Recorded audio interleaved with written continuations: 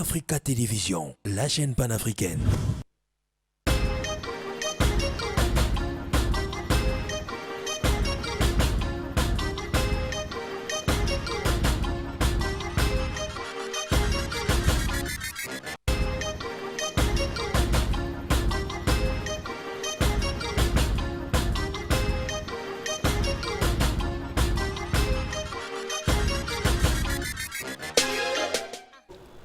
C'est un réel plaisir de savoir que vous êtes nombreux en train de nous suivre, mesdames et messieurs.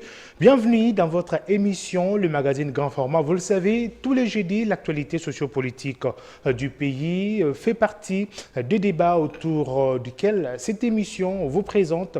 Vous le savez que tous les jeudis, à partir de 22h, à l'image du Jeudi Saint, c'est votre programme le plus costaud de votre magazine sociopolitique. Et lui, après avoir pris distance des médias, il fait sa rentrée politique.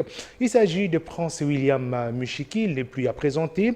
Il est le président national du parti UNANA, mais également, il a été l'un des sociétaires du Rassemblement des forces politiques et sociales acquises au changement. Il a été également à la manœuvre pour la création du RASOP, pour soit l'opposition, ayant pris part aux négociations de la Cité de l'Union africaine. Il fut vice-ministre de l'énergie. William Mushiki était également candidat député national. Il n'a pas été proclamé par la CENI et la Cour, selon lui.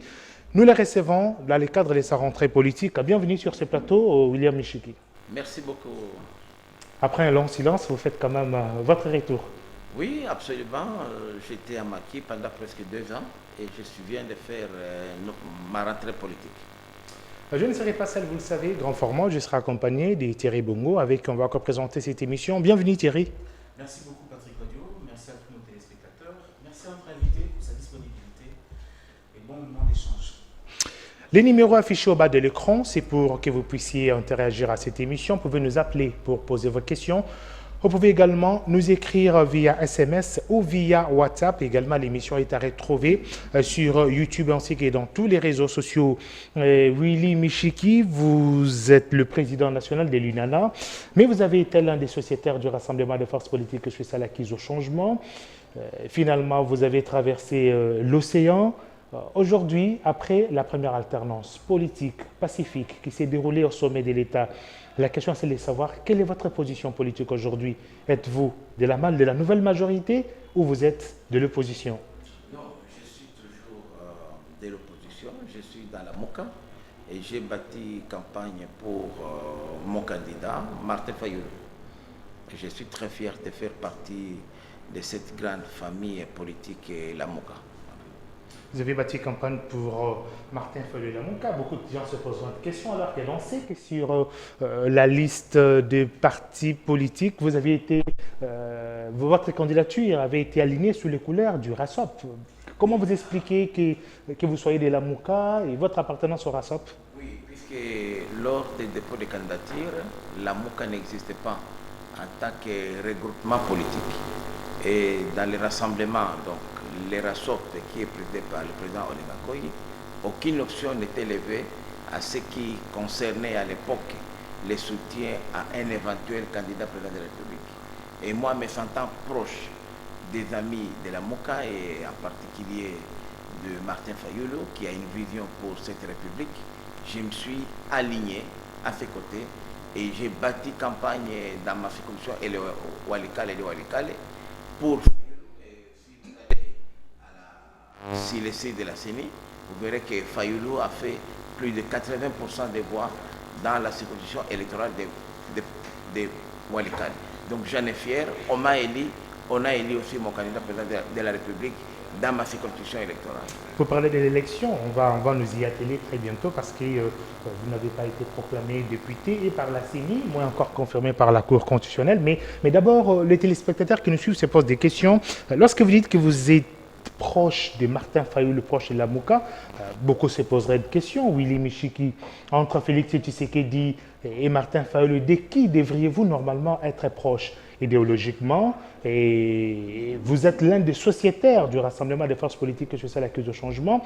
Vous avez été même l'un des plus grands mobilisateurs pour le compte de cette opposition qui incarnait le défunt, le fait Étienne Tshisekedi. Vous avez été l'un des proches conseillers, si on peut le dire occulte, permettez-moi l'expression, du fait Tshisekedi, et que vous nous dites aujourd'hui que vous êtes senti plus proche de Martin Fayoulou que de Félix-Antoine Tshisekedi Tshilombo. On se pose des questions sur la sincérité de vos propos. Non, il est vrai que je suis un produit d'EPES. Mon école politique, je n'ai jamais cessé de les clamer tout haut, que c'est l'IDPS qui est mon école politique. J'ai été cofondateur de ce parti. J'ai été secrétaire général adjoint chargé des questions politiques, administratives et judiciaires de ce parti. Tshisekedi Etienne, c'est mon mentor politique, ce n'est pas un secret. Mais il se peut que lors des élections passées, il fallait se positionner par rapport à une candidature commune de l'opposition. Lorsque, c'est vrai aujourd'hui, idéologiquement, je suis plus proche à Félix Tshisekedi qu'à Martin Fayoulou. Mais lorsque nous avons monté la stratégie de présenter une candidature unique aux élections présidentielles passées, nous tous, moi je n'étais pas à Genève, mais nous avons salué cette rencontre de Genève et nous y avions adhéré. Malheureusement, il y a eu des défections après, mais nous nous sommes restés fidèles à l'accord de Genève. C'est la seule raison qui m'a séparé à l'époque de M. Tshisekedi Félix. J'aurais bien voulu que Félix ait été ce candidat-là, choisi par ses compères à Genève pour représenter la MOCA. Ça n'a pas été le cas, mais nous croyons que cette étape-là est passée et que nous devons tourner les regards vers l'avenir. Et l'avenir aujourd'hui, c'est de voir qu'est-ce que nous pouvons faire pour que cette flamme-là de l'opposition, du rassemblement dont je suis membre fondateur à Genval, j'ai apposé ma signature à l'acte fondateur du RASOP, donc du rassemblement. Donc c'est ça les réunions que nous sommes en train de tenir aujourd'hui. Faudrait-il aujourd'hui fragiliser Félix Tshisekedi pour faire plaisir aux amis, aux caciques du FCC? Faudrait-il aujourd'hui mener une opposition modérée, une opposition républicaine citoyenne? Faudrait-il aujourd'hui continuer à nous battre pour la vérité des urnes?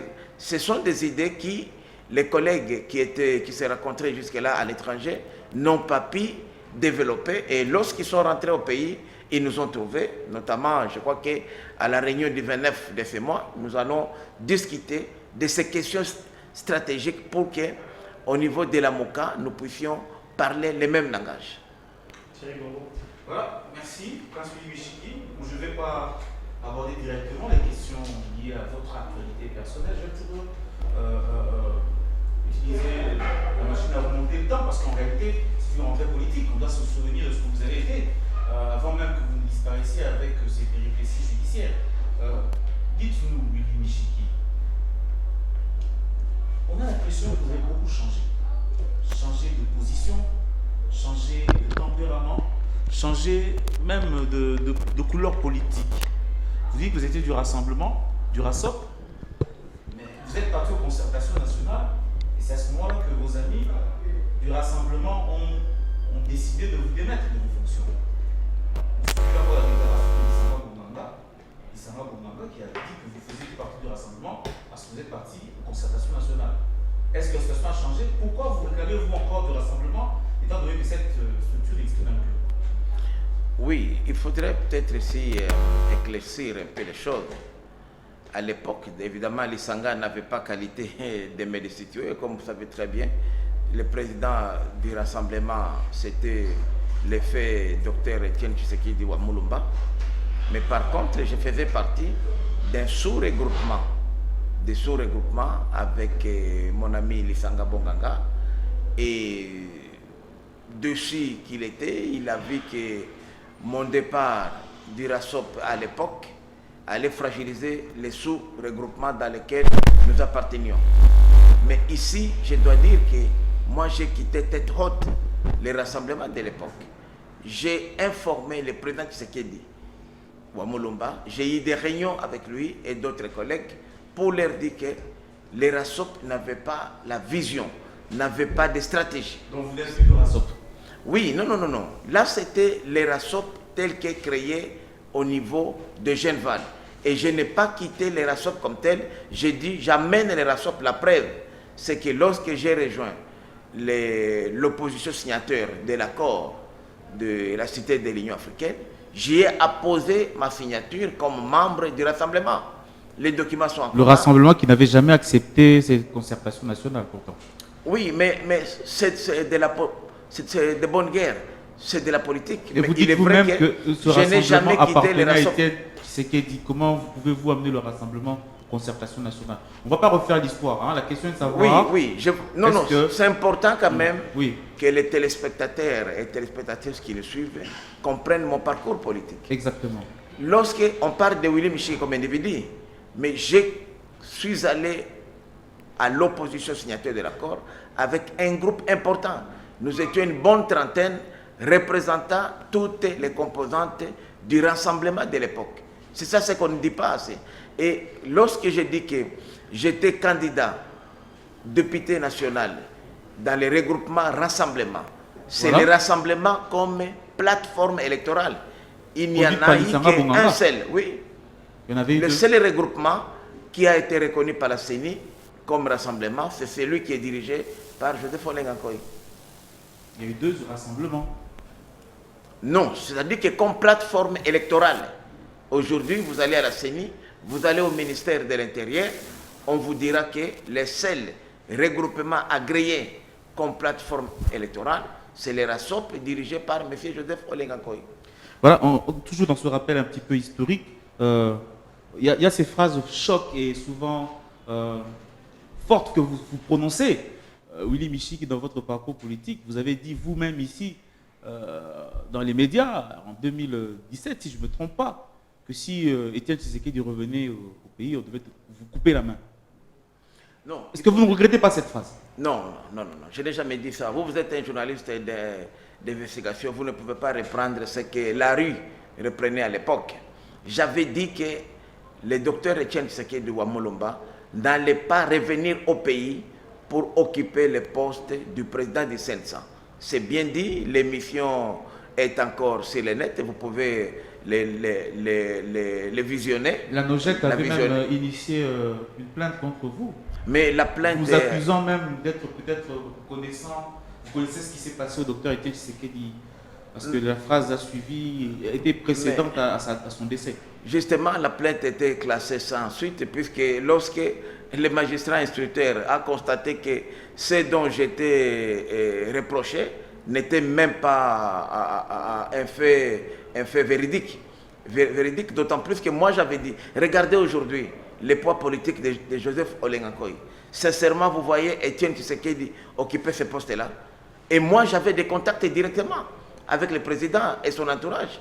Et je connaissant mon mentor, il ne pouvait pas accepter ça. C'est ce qu'on dit chez nous dans les langues courantes, qu'on voulait juste, c'était de la poudre aux yeux pour les distraire. Et le président ayant compris, j'ai dit, moi connaissant mon mentor, je connais mon leader, il n'allait pas revenir au Congo pour occuper ce poste.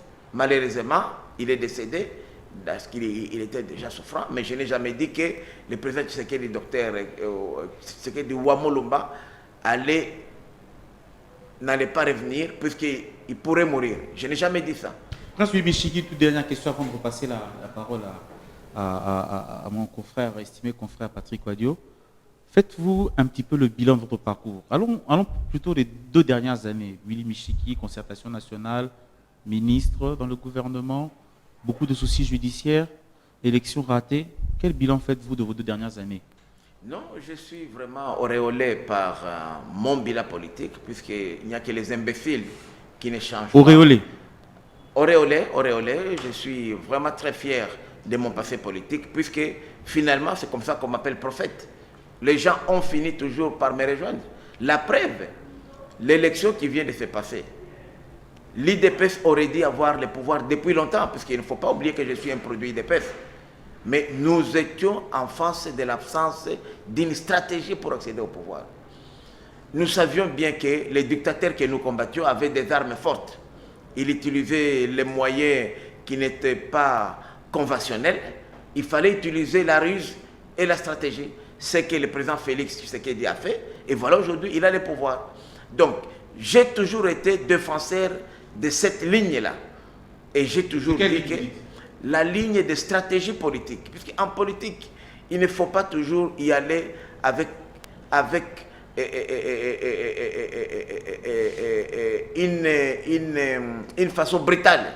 C'est-à-dire, à un moment donné, vous attaquez, lorsque vous constatez que l'adversaire est plus fort, vous reculez un peu pour mieux répondre. Vous entrez dans le gouvernement. C'est ce que j'ai fait. Vous entrez dans le gouvernement, vous vous servez, et puis après, oui, mais vous faites encore l'opposition. Avant d'entrer dans ce gouvernement-là, il y a eu des tractations. Il y a des choses, je suis un homme d'État, on ne dit pas tout. Il y a eu des tractations, il y a eu beaucoup d'idées, de discussions qui s'étaient passées au niveau du rassemblement, là où j'ai siégé au niveau du Conseil des sages. Mais je me suis retrouvé incompris, puisque j'étais défenseur de la prise de pouvoir. Je me suis dit, nous avons une base et que M. Kabila était censé partir le 19 décembre. Il fallait que nous puissions prendre la primature en vue d'être forts politiquement, avoir les moyens de notre politique pour que M. Kabila effectivement parte à cette date-là. Mais les amis n'ont pas compris et voilà, j'ai fait cavalier, pas seul, mais j'étais avec des amis qui m'ont accompagné. Et aujourd'hui, l'avenir nous donne raison que notre stratégie était la meilleure. Willy Michiki, que répondez-vous à ceux qui vous taxent d'être un instable politique? Willy Michiki? Je ne pense pas que je sois instable politiquement. Lorsque vous analysez mon parcours, vous constaterez que mon parcours, c'est un parcours de quelqu'un, un homme de conviction. Je tombe, mais je me relève. Et je suis aussi réaliste. Comme je dis, en politique, il faut être réaliste. Il ne faut pas vivre dans l'hypocrisie. Lorsque je me rends compte que les chemins que j'ai embrasés n'étaient pas les bons, j'emprunte un autre chemin dignement, en toute dignité. Ça a toujours été mon parcours. Vous pouvez l'interpréter comme vous voulez, mais je vous dis, ma base aujourd'hui est très fière de moi, de dire que j'ai toujours été du bon côté, et tout ce que j'ai défendu s'avérait toujours vrai après un certain temps. Willy Michiki, les téléspectateurs qui nous suivent se posent aussi beaucoup de questions. L'opinion publique qui depuis un temps avait du mal à comprendre votre silence doit être éclairé ce soir. Nous sommes dans le grand format. Les numéros au bas de l'écran, vous pouvez nous appeler pour participer à cette émission. Appelez-nous, écrivez-nous via SMS ou via WhatsApp. Willy Michiki, aujourd'hui, la difficulté que vous avez à ne pas évoluer avec les camps Félix aujourd'hui et Vital Kamerhe, est-ce qu'elle ne se résume pas au fait d'abord que vous avez eu peur de ces repositionnements territoriaux, ou soit le leadership provincial entre vous, par exemple, et Vital Kamerhe du côté de l'Est du pays, où aujourd'hui, vous vous présentiez beaucoup plus en roi et en prince, mais aujourd'hui, c'est démontré que c'est Vital Kamerhe qui vous prend cette place. Et puis, deuxièmement, vous vous situez aujourd'hui proche de Martin Fayulu. Hier, vous aviez quitté les rassemblements acquisants de tous les démons, Pierre Lumbi et Moïse Katumbi. Vous êtes aujourd'hui dans une plateforme, Moïse Katumbi est le coordonnateur, Pierre Lumbi y est toujours. Et est-ce un peu d'expliquer ce que d'aucuns prendront pour de la confusion, de la cacophonie?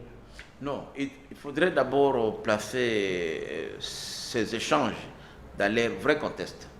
Il y a eu une campagne, et dans la campagne, l'opposition qui était réunie à Genève nous avait donné un nom de Martin Fayulu. Rappelez-vous même que le président Tshisekedi lui-même, Félix, avait dit que le changement c'était Martin Fayulu. Nous sommes restés dans ce contexte-là, de défendre les candidats uniques de l'opposition. Malgré mes affinités personnelles avec le président Tshisekedi et sa famille biologique, je dis bien, puisque le président Tshisekedi n'était pas seulement mon mentor, c'était aussi mon papa. On a quand même un long passé qu'on a fait avec lui. Lorsque j'ai dirigé le parti au Nord Kivu, c'était, je peux dire, lui et Kibasa Maliba, mes soutiens au sein de l'IDPS. Et c'est vraiment Tshisekedi Wamolomba, un homme de haute facture politique, puisqu'il avait accepté lui-même que je puisse, lorsqu'à l'époque, Mobutu disait que l'IDPS était un parti de Kassaïens et de Balouba en particulier, il a accepté et il a milité pour que je puisse occuper un poste plus important que les siens. J'étais secrétaire général adjoint et lui était secrétaire national à l'organisation. C'était juste pour qu'on voit quand même, et le poste le plus important du Kivu, de l'ex-Kivu, c'est moi qui l'occupais. C'est pour dire qu'aujourd'hui, Vital est là, il nous suit, il connaît mes liens. Je crois que s'il y a un homme politique dans ce pays avec qui je suis très proche, on a passé un bon passé ensemble, c'est Vital Kamerhe. Vous avez peur de vous retrouver non. dans une même plateforme? Non, parce pas du tout. Il n'y a pas de soleil dans le ciel, Willy Michiki, et maintenant, vous le savez que face à Vital Kamerhe, vous pesez moins. Non, pas du tout. Je n'ai jamais eu de problème personnel avec Vital. Je crois que quand vous aurez l'occasion, vous lui poserez la question. C'était question seulement de fidélité. J'ai bâti campagne pour la Mouka. Je suis resté fidèle au Lamuka. Et j'ai beaucoup d'estime pour le président Félix Tshisekedi comme pour Vital Kamerhe. Et je pense que nous n'avons pas intérêt à les fragiliser. Nous sommes en train de les observer, puisque les gens que nous avons toujours combattus, c'était l'ex-majorité présidentielle d'aujourd'hui et d'hier. Avec laquelle vous avez travaillé comme ministre, vice-ministre de l'énergie, ça ne vous a pas dérangé? Non, pas du tout, puisque c'était le travail de l'État. Lorsque vous aviez traversé pour aller à la cité de l'Union africaine, ça ne vous a pas dérangé? Non, pas du tout. C'était dans la recherche aujourd'hui de la paix, justement. Si on n'était pas parti à l'Union africaine, on n'aurait pas les élections aujourd'hui. C'est ça le problème. Et c'était ça ma démarche à moi. J'ai dit, il faut ôter le prétexte à M. Kabila de chercher à ne pas organiser les élections. Alors nous nous sommes dit avec... Cela passait par un poste ministériel au ministère de l'énergie. Non, c'est-à-dire que le poste là, ce n'était pas un cadeau, je l'ai mérité puisque j'ai représenté quand même une sous-composante importante. Il fallait être là-bas. Et être dans le même gouvernement ne dit pas que vous partagez les mêmes opinions. D'autant plus que quand on est ministre, on est astreint à certaines réserves. Exactement. L'unicité des corps. Vous êtes dans le même corps. Non, le gouvernement, c'est le gouvernement de la République et ce n'est pas un gouvernement d'un parti politique. C'est comme ça qu'il faudrait que les téléspectateurs... Comment est-ce que vous avez pu contribuer à la tenue des élections en entrant au gouvernement? Non, c'est-à-dire que d'abord, on a contribué à la tenue des élections dans les discussions. Il fallait mettre en place un gouvernement de transition qui avait comme mission l'organisation des élections. Et après, la CENCO nous a rejoints pour mettre en place l'accord qui nous a donné ces élections. Puisque notre démarche, nous, depuis longtemps, rappelez-vous que plusieurs fois les élections ont été reportées avec comme prétexte, parfois on nous disait qu'il n'y avait pas, c'était les problèmes d'insécurité, il n'y avait pas d'attente entre leaders politiques, mais nous nous sommes humiliés, nous nous sommes surpassés pour aller discuter avec l'autre camp de la majorité présidentielle, et à l'issue de ces discussions-là, nous avons produit un accord. Et c'est cet accord, si l'accord de la cité de l'Union africaine n'existait pas, la CENCO ne pouvait rien faire. Vous avez donné un bonus de 2 ans, Joseph Kabila. Je suis très fier que j'ai contribué quand même à cette démarche-là qui a pondu aujourd'hui les élections en RDC et qui nous a amené vers une véritable alternance politique. Prince Willy Michiki, c'est votre rentrée politique, mais on ne peut pas parler de rentrée sans occulter les résultats de l'année scolaire avant.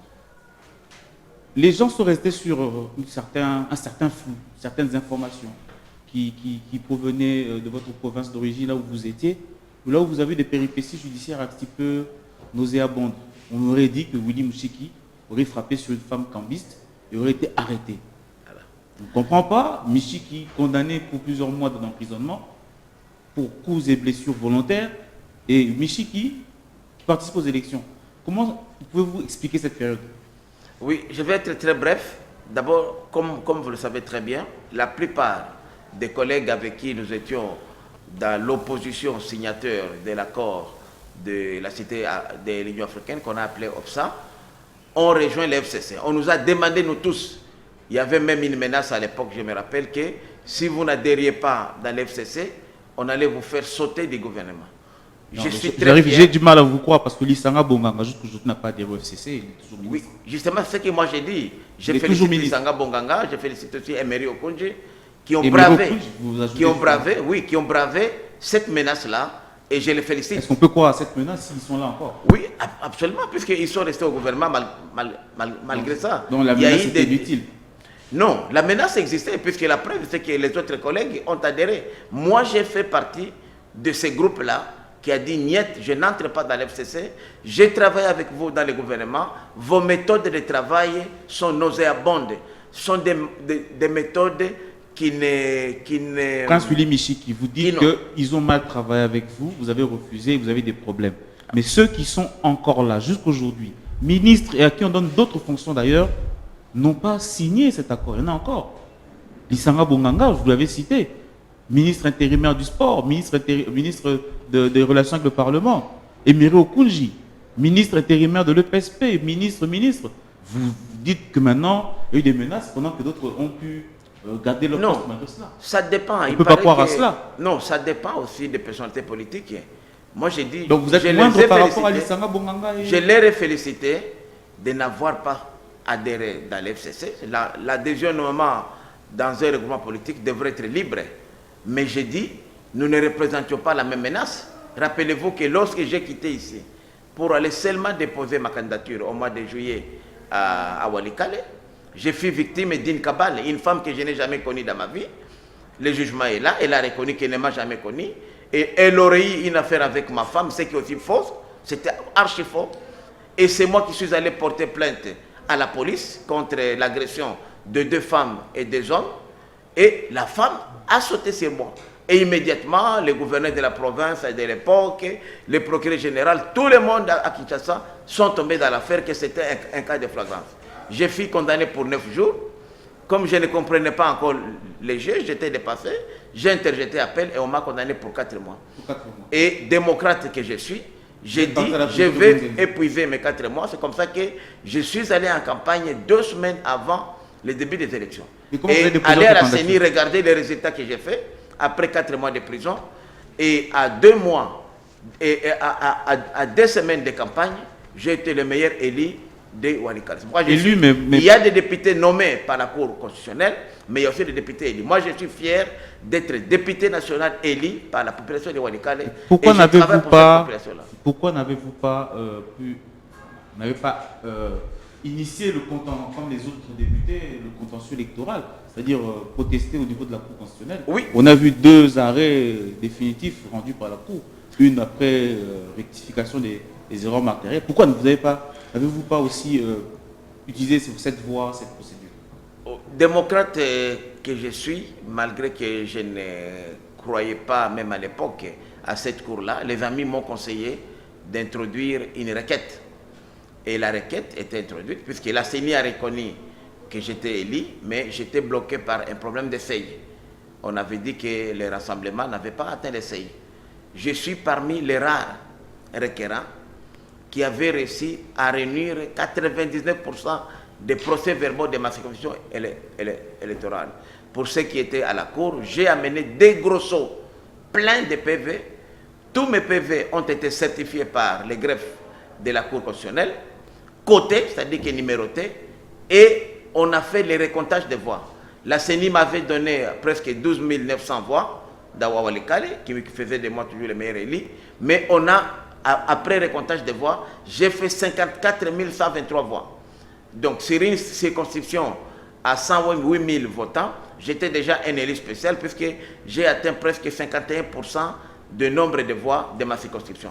Mais malheureusement, et il y a même un arrêt qui a été rendu par la Cour, puisque rappelez-vous que le procureur général de la République, à ce qui concerne mon dossier RCE 052, avait déclaré ma requête fondée, recevable, et il a demandé le recomptage des voix.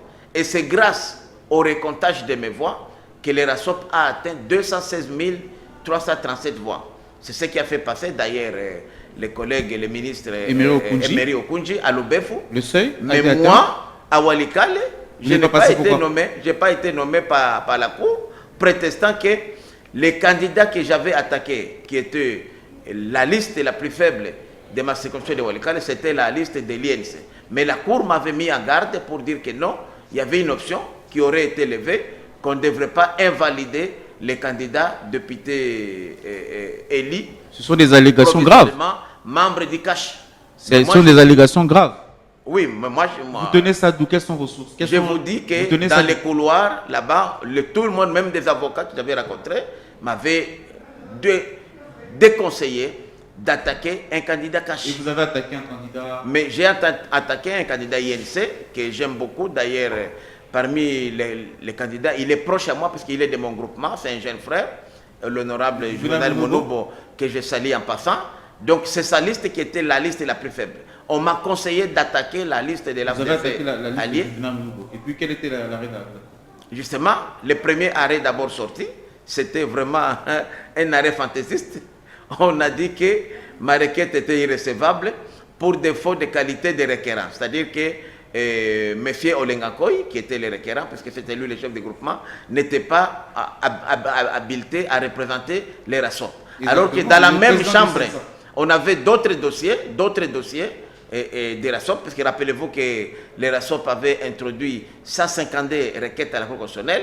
Dans aucune chambre, on n'a pas reconnu la qualité de Olengakoy. Donc ils étaient butés à une difficulté réelle. Il y avait toutes les preuves, les évidences étaient là. Et l'unique raison qu'ils ont avancée, c'était de déclarer que M. Joseph Olengakoy, qui était le requérant, n'avait pas qualité. Il n'avait pas qualité. Je suis allé maintenant. C'est pas faux, Willy Michiki, vous le savez en droit. C'est une question de forme et de fond. On n'atteint pas les fonds sans passer par la forme. C'est ce que j'ai dit. Dans la même chambre, pour les cas précis, dans la même chambre, il y a le ministre Bernard Biando, le ministre actuel des Affaires humanitaires, qui est aussi des RASOP comme moi. On a reconnu dans son cas la signature du requérant Olengakoy. Il y a Emery Okunjo, on a reconnu, pour ne citer que les personnalités que vous connaissez. Mais lorsqu'ils sont arrivés chez moi, on a dit non, Olengakoy ne pouvait pas engager les RASOP. Donc vous voyez la même cour qui s'est contredit. Et lorsque l'arrêt était rendu, l'arrêt RCE 119/D et DN, j'ai dit, comme déjà la CENI m'avait reconnu comme élu à Walikale et que l'essai a été atteint, automatiquement, tous les candidats du RASOP qui ont fait les meilleurs scores comme moi devraient être reconnus comme députés. Alors, j'ai introduit une requête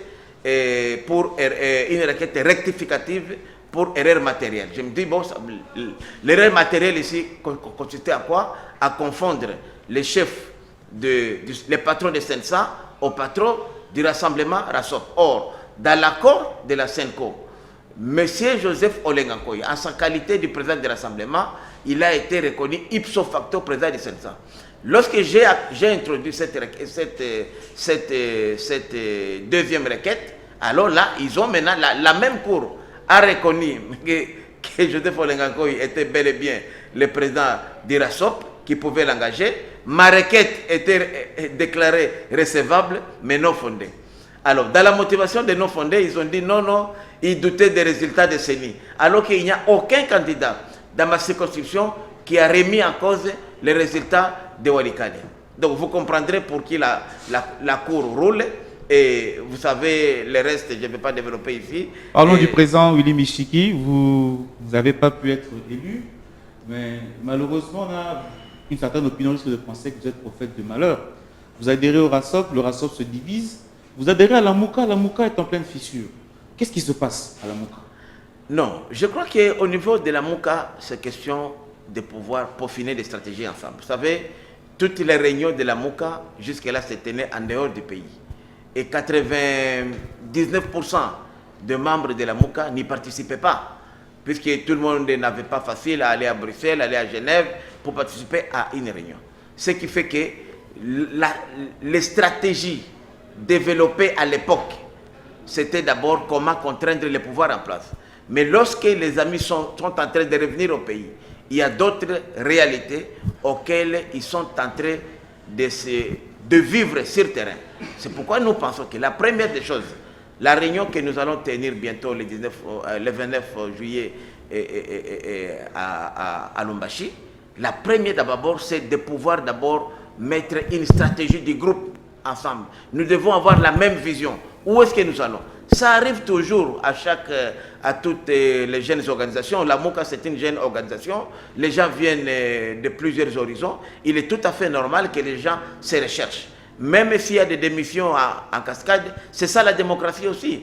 La politique, c'est question d'intérêt. Mais j'ai dit, j'ai foi en la Mouka, j'ai foi que la Mouka pourrait demain changer les choses. Et je ne pense pas que la Mouka devrait s'acharner sur les individus, notamment les chefs de l'État actuels. La vérité des urnes, Martin Fayoulou, candidat malheureux à ces élections, continue à mobiliser les gens autour de la vérité des urnes. Des mobilisations qui font un petit peu ombrage à la véritable coordination de la Mouka qu'incarne Moïse Katumbi, bien qu'en fin de mandat. Est-ce que ce bicéphalisme-là vous arrange à vous? Faut-il vraiment que Fayoulou continue à faire ses campagnes, ses sensibilisations publiques, aussi longtemps que la Mouka aujourd'hui a un autre leadership en la personne de Moïse Katumbi? Non, n'oublions pas que Fayoulou, il a un problème personnel lui-même. C'est lui qui était candidat. Et il est frustré dans son amour propre. Les frustrations, les sentiments, c'est pas bon en politique. Oui, hein? Non, justement, c'est comme ça que moi j'ai dit, il y a aujourd'hui intérêt que nous puissions réfléchir. Est-il encore opportun aujourd'hui de parler de vérité des urnes? Selon vous? À ce qui me concerne, moi, j'estime que cette question-là est déjà dépassée. Nous devons voir l'avenir. Et je crois que les différentes propositions que Martin Fayoulou a faites avec les autres collègues, c'était dans ce sens-là, de passer éponge sur les combats sur la vérité des urnes et regarder l'avenir du Congo demain. Puisque bientôt, 2023, c'est bientôt, ce n'est plus loin. Nous irons aux élections et on ne peut pas être distrait par les vérités des urnes. Chez nous, on dit, lorsque l'huile est déjà versée, vous ne pouvez plus la récupérer. Il faut maintenant voir qu'est-ce que nous pouvons faire. Et je pense que la réunion qui va avoir lieu à Lumbashi pourra réconforter et rassembler, solidifier la Mouka que de la diviser aujourd'hui. Dans cette réunion, vous allez parler du plan de sortie de crise proposé par Martin Fayoulou aux différents ambassadeurs? Absolument. Vous êtes d'accord avec cette procédure? Qui seront sur la table de discussion, puisque ce n'est pas une mauvaise proposition. Puisque le problème, c'est quoi? Les Congolais, en général, les politiques congolais ne proposent rien. Mais lorsque quelqu'un a une idée, il propose, ils sont les premiers à détruire. Moi, je crois que cette sortie de crise, le plan-là n'est pas tout à fait mauvais. On peut l'amender autrement. On peut discuter comme aussi, il y a une opinion chez nous qui pense qu'il faut mener une opposition républicaine. Ce n'est pas aussi mauvais. Mais nous devons nous mettre d'accord pour voir qu'est-ce qui est meilleur pour la survie de la Mouka. Parce que rappelez-vous que la Mouka doit gagner les élections de 2023. Nous devons avoir une stratégie. Est-ce que réellement Félix Tshisekedi était un adversaire politique, était un ennemi, je peux encore dire, de la Mouka? Ce sont autant de questions qu'on peut discuter vraiment et sans sentiment, envie demain d'avoir un seul langage au sein de la Mouka. Prince William Mushiki, vous aviez quitté les rassemblements à l'époque parce que vous n'étiez pas d'accord avec la politique menée par Pierre Lumbi et Moïse Katumbi. Aujourd'hui, vous êtes au niveau de la Mouka, vous retrouvez la même personnalité. Qu'allez-vous faire? Allez-vous, une fois de plus, quitter la Mouka parce que la tête de Lumbi et la politique de Katumbi va vous déplaire à nouveau? Non. Il faut dire d'abord que la politique, c'est question d'intérêt. On ne quitte pas pour quitter. On quitte puisque moi, en faisant la politique, j'ai une vision. Il y a des idéaux auxquels j'ai adhéré dans la Mouka. Et lorsque j'ai constaté que les amis étaient en déphasage sur le plan de stratégie, j'ai quitté la tête haute. J'ai écrit officiellement. Et aujourd'hui, par exemple, au niveau de la Mouka, si on n'arrivait pas à se mettre d'accord, nous serons obligés peut-être demain de nous séparer. C'est ça la politique. Vous devez être unis. Vous avez une cause. Jusque-là, la Mouka, c'était pour gagner les élections. C'était ça. La Mouka a été créée avec un seul but. Nous débarrasser du dictateur Kabila. Nous avons réussi à le faire. Il y a un Félix Tshisekedi qui est là, mais qui n'est pas avec nous. Qui nous a trahi la veille des élections. Il a trahi l'accord de Genève.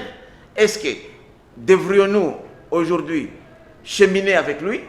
Devrions-nous aujourd'hui penser d'autres stratégies? Ce sont autant de questions qui seront pour la première fois examinées au niveau du pays, où il y aura d'autres gens que les membres que vous connaissiez d'habitude, qui se réunissaient à Paris, à Bruxelles, à Genève. Donc c'est une réunion importante qui va déterminer l'avenir de la Mouka. Willy Mushiki républicain, Willy Mushiki patriote. Aujourd'hui, ce que vous vouliez lorsque vous étiez à l'opposition, n'est-ce pas que c'était l'alternance, que Kabila quitte le sommet du pays. Aujourd'hui que Kabila est parti, je n'arrive pas à comprendre pourquoi est-ce que vous ne vous n'avez pas voulu travailler avec Félix Tshisekedi, puisque les élections sont déjà passées, Willy Michiki. Nous étions peut-être dans ces clivages où vous dites que Félix, vous aviez trahi. Mais c'est une question d'élection qui est déjà passée. On a un nouveau chef d'État aujourd'hui. Pourquoi ça vous semble difficile aujourd'hui de travailler avec les Cash, par exemple? Non, d'abord, il faut dire que par exemple, dans la Mouka, nous avons des candidats, des leaders, certains leaders de la Mouka, comme Claudel Loubaya, comme mon ami Délice Sanga, qui ont bâti campagne pour Félix. Et sachant, évidemment, puisque dans les circonscriptions électorales, Félix avait la base. Je ne crois pas qu'ils ont bâti campagne pour faire plaisir à Félix, mais c'était aussi pour se faire élire. Ce sont des réalités aussi que nous avons prises en compte. Et je pense qu'aujourd'hui, il n'est pas question de dire qu'on va travailler avec Félix ou pas. C'est à Félix de me donner des garanties, puisqu'il est de notre famille. Moi, je considère Félix Tshisekedi comme un des nôtres.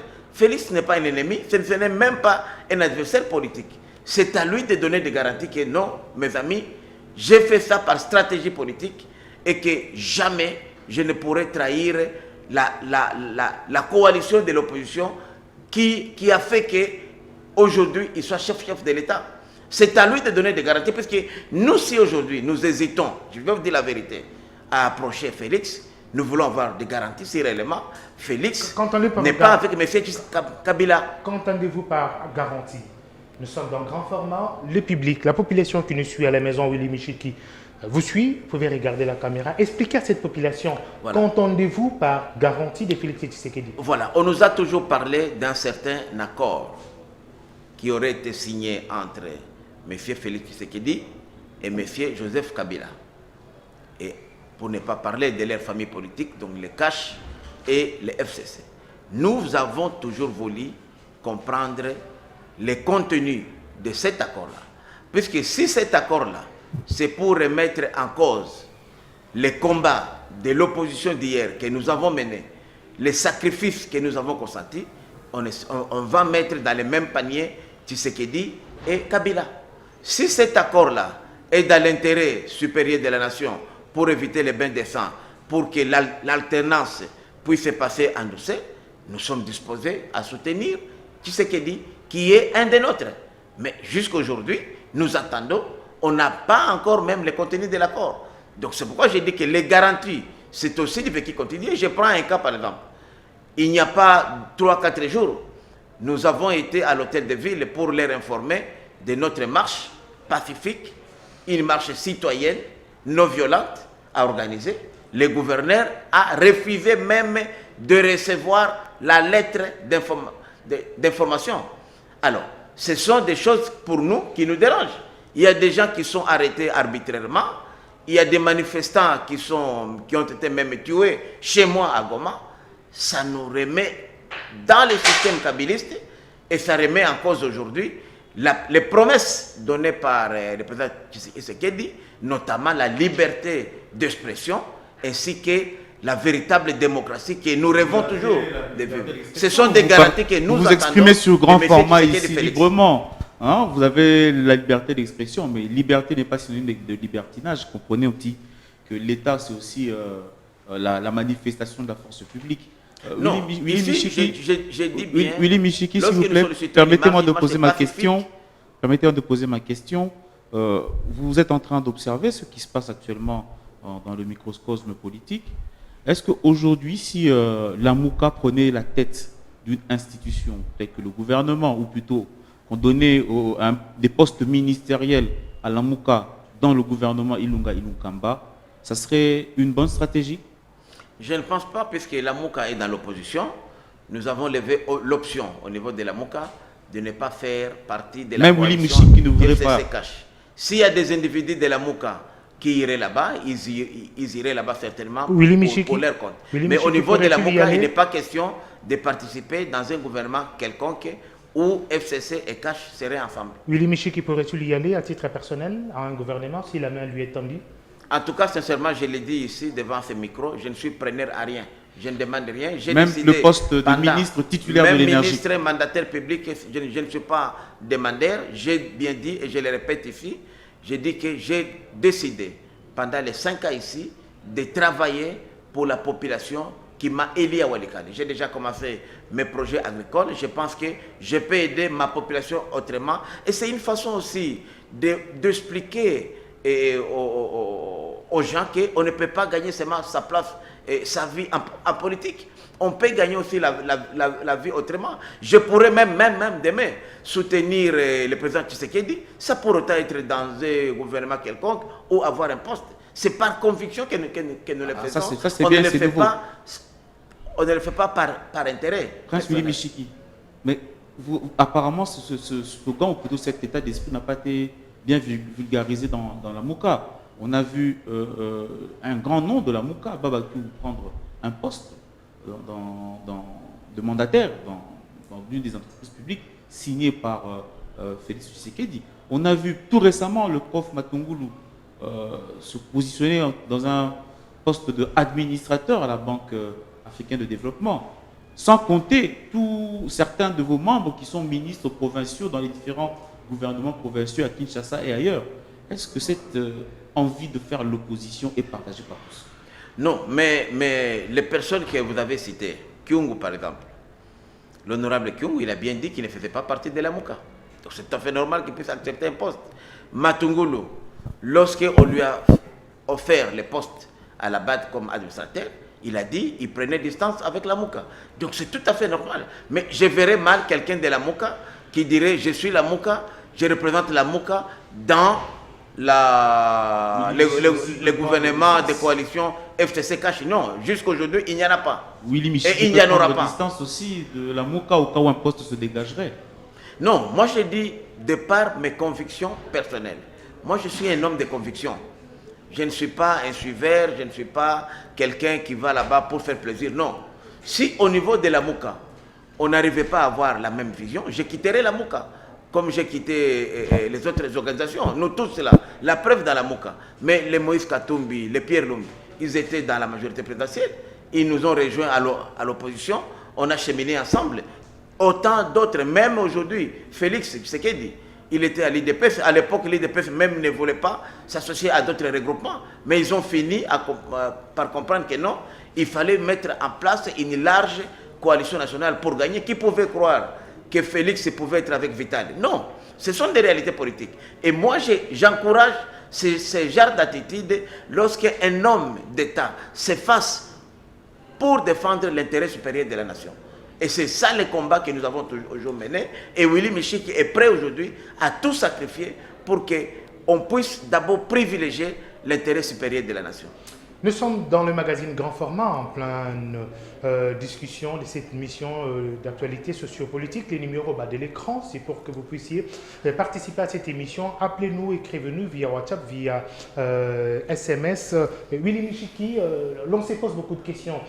J'ai comme l'impression que le seul problème pour vous, c'est l'effet que le président de la République, Félix Tshisekedi, soit parti en alliance avec l'ancien président Joseph Kabila. Ce qui vous dérange, c'est cette coalition entre Cash et les FCC. Mais quand on fait un retour en arrière, pas plus longtemps qu'il y a des ans, n'avez-vous pas fait la même chose? C'est quoi la différence entre vous qui étiez négocié avec le président Kabila pour avoir un gouvernement de large union nationale au niveau de la Cité de l'Union africaine et que Félix, aujourd'hui, pour une alternance pacifique et pacifiée du pays, puisse être en alliance avec Joseph Kabila, avec du FCC? N'avez-vous pas tous fait la même chose? Pourquoi cet acharnement?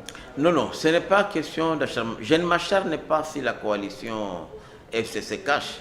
Mais je voudrais connaître les contenus, puisque nous, quand nous sommes allés à la Cité de l'Union africaine, on a négocié et on a produit un accord. Et l'accord était clair.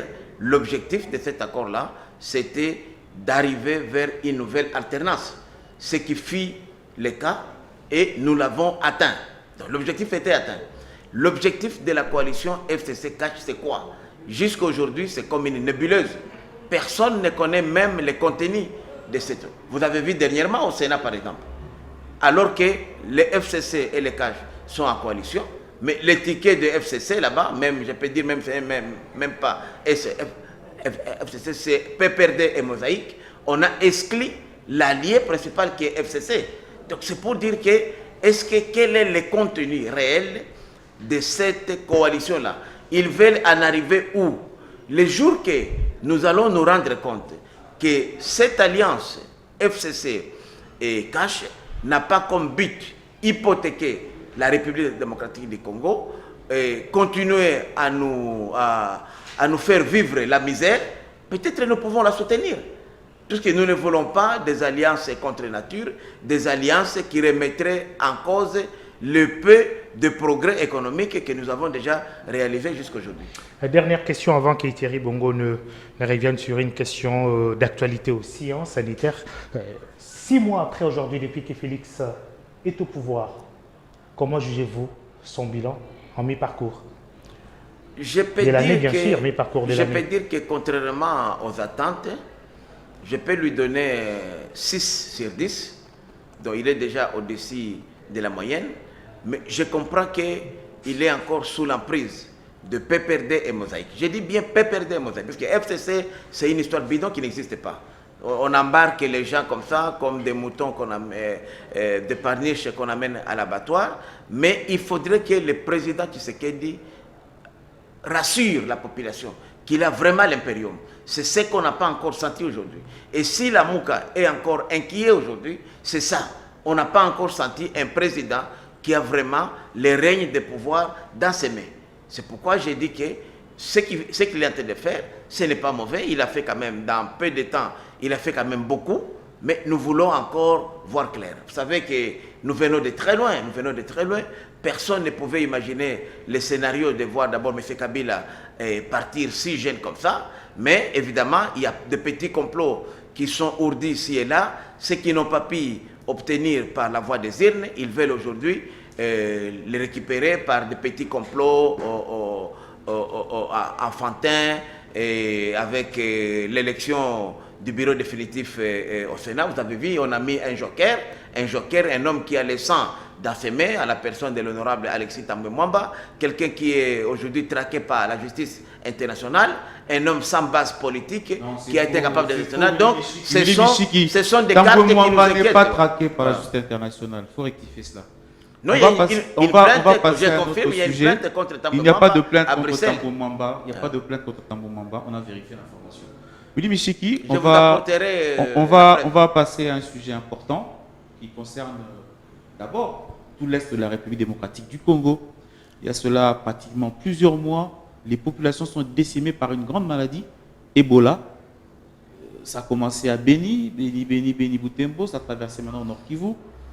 Vous êtes, vous, originaire du Sud Kivu, mais vous êtes tout à côté. Comment jugez-vous la gestion de ce grand problème sanitaire qui touche la RDC, pratiquement aussi, et qui inquiète aussi toute la sous-région? Oui, moi-même, ça faisait partie de mes inquiétudes. Pendant la campagne de nos candidats Lamuka à Beni Butembo, je suis allé là-bas avec d'autres collègues comme Venachi Passa, en vue de soutenir les candidats de la Mouka aux élections provinciales et nationales. Mais nous avons aussi profité pour comprendre pourquoi on n'arrivait pas à mettre fin à la propagation du virus d'Ebola. Et nous avons constaté que le gouvernement de la République avait la première responsabilité. Puisqu'il n'y a pas eu, malgré tous les moyens que la communauté internationale et l'OMS en particulier ont mis à la disposition de la République, mais ces moyens-là n'étaient pas suffisamment utilisés pour endiguer la propagation du virus d'Ebola. Nous avons constaté aussi que les leadership, que ce soit local, que ce soit national, ne s'est pas impliqué. Je donne par exemple le cas. Aujourd'hui, il y a des groupes armés qui continuent à croire que le virus Ebola, c'était une histoire montée de toutes pièces qui n'existait pas. Qui devrait leur parler? C'est les leaders locaux, c'est les leaders nationaux. Il y a par exemple aujourd'hui même des députés qui ont été élus puisqu'ils ont bâti campagne pour dire que Ebola n'existait pas. Vous faire comme l'un des leaders de la Mouka, quitter la Mouka pour s'occuper d'Ebola? Non, c'est comme ça. Pour ne pas le citer. Lorsque nous parlons... Vous allez faire pareil si ça arrive au Sud Kivu? Non. Lorsque nous parlons des cas comme Ebola, ça c'est un problème national. Nous devons tous être unis autour de cette élite-là, puisque l'Ebola ne va pas choisir la Mouka cachée ou bien FCC, c'est un phénomène qui nous... a choisi Ebola, il a laissé cash. Je le félicite. Non, la Mouka plutôt. Non. Il a laissé la Mouka. Non, il est la Mouka, mais ce que moi je n'ai pas compris chez Mbossa Nyamwisi, c'est de pouvoir croire que le fait qu'un leader de la Mouka s'occupe de lutte contre Ebola ou d'insécurité, lui enlèverait la casquette de la Mouka. C'est ça ce que moi je n'ai pas compris. Moi je vous dis par exemple, moi aujourd'hui, je suis la Mouka, mais je combats l'insécurité. Je ne cesse de pouvoir expliquer aux groupes armés locaux que c'est une mauvaise voie. Les groupes armés ne nous amèneront nulle part. Le phénomène Ebola, le virus d'Ebola, c'est un problème qui nous préoccupe nous tous. Merci. Et là, ça n'enlève en rien ma casquette de la Mouka ou de quelqu'un de Cash ou de FCC. Ce sont des problèmes nationaux que nous devons nous asseoir tous, indépendamment de nos couleurs politiques, pour que nous puissions trouver des solutions. Nous finissons cette émission en 1 minute. Comment vous avez apprécié la démission du ministre de la Santé, Oli Ilunga, avec qui vous êtes ensemble et entré dans ce gouvernement d'union nationale né des accords de la Cité de l'Union africaine? Justement, c'est lié à Ebola et c'est par là que... Oui, Oli d'abord c'est un ami que je connais depuis longtemps. Et sa démission ne m'a pas surpris personnellement. D'autant plus que vous savez très bien que la Constitution est claire. Le ministre est responsable de son département. C'est-à-dire le secteur de la santé aujourd'hui, en RDC, est géré par le ministre. Le fait qu'on ait pris un département aussi important que la lutte contre l'Ebola, on a confié ça à la présidence. Or, la présidence n'a pas compétence normalement de gérer au quotidien le pays. Il s'est senti frustré. Ça, la Constitution est violée selon vous? Non, la Constitution n'est pas totalement violée puisque c'est une commission technique rattachée à la présidence. Mais le ministre ayant la santé dans ses attributions, c'est un service important qui l'avait déjà échappé. Deuxième chose, n'oublions pas qu'il est aussi poursuivi en justice.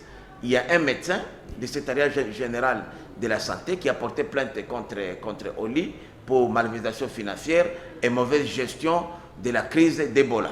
Donc, en tant que démocrate, il s'est senti dans l'obligation de pouvoir rendre tablier et se défendre en tant qu'homme libre. Je crois que l'acte est posé par Oli, il faut le féliciter, c'est un acte de bravoure, il ne faut pas l'interpréter comme mauvais. C'est vrai, il y a à boire et à manger dans la gestion de fonds alloués au virus Ebola. Je pense que comme il n'est pas là, on peut maintenant faire un audit et voir réellement ce que Oli a fait pendant son mandat. Prince William Michiki, nous vous remercions d'avoir accepté de répondre à nos questions et surtout d'avoir signé votre retour médiatique et votre retour dans grand format, puisque ça faisait près d'une année ou 2 ans depuis qu'on vous a payé dans cette émission. Absolument, j'avais décidé à un moment donné, comme je me sentais incompris par l'opinion publique, j'avais pris du recul. Et presque 2 ans même, 2 ans déjà, je n'intervenais pas dans les médias. Et ces 2 ans, comme l'a constaté d'abord Thierry, c'est vrai, j'ai changé beaucoup. J'ai changé à l'intérieur comme à l'extérieur. Nous avons une autre vision du Grand Congo. Le problème n'est pas de Bemba, de Félix ou de Moïse, non, de Fayoulou, non. Le problème, c'est le problème. Lorsqu'il y a un problème de la nation, nous devons être tous unis autour de la République. C'est ça ma vision d'aujourd'hui. Et cette vision-là, je vais essayer de la défendre au sein de la Mouka pour que la Mouka ne soit pas une organisation toujours qui dirait non à tout ce qui différait ou la coalition FCC cache. Nous devons voir l'intérêt supérieur de la nation. S'il y a des bonnes choses qui sont faites par le gouvernement en place, on va les soutenir. Mais les grands problèmes, nous devons être unis comme un seul homme, puisque ce pays a trop souffert. Et il ne faudrait pas que la classe politique puisse détruire le peu de progrès économiques et sociaux que nous venons de réaliser. Voilà pourquoi j'ai dit, vous allez voir maintenant un Lamouka requinqué, un nouveau Lamouka, après notre réunion du 29 juillet à Lubumbashi. Un grand merci à toute la grande équipe technique qui nous a accompagnés. Merci à Thierry Bongo qui a co-présenté ces magazines grand format avec nous. Merci beaucoup Patrick Wadio. Merci à toute la grande équipe technique. Merci à Fia Lungela. Merci à Yannick Mosingo. Un grand merci à Fiston Etimbela. Merci à Domboma. Nous vous fixons rendez-vous pour un nouveau numéro du magazine Grand Format. Merci de nous avoir choisis. N'oubliez pas de retrouver cette émission sur YouTube et dans tous les réseaux sociaux. Le numéro aussi au bas de l'écran, c'est pour que vous puissiez nous atteindre. Merci.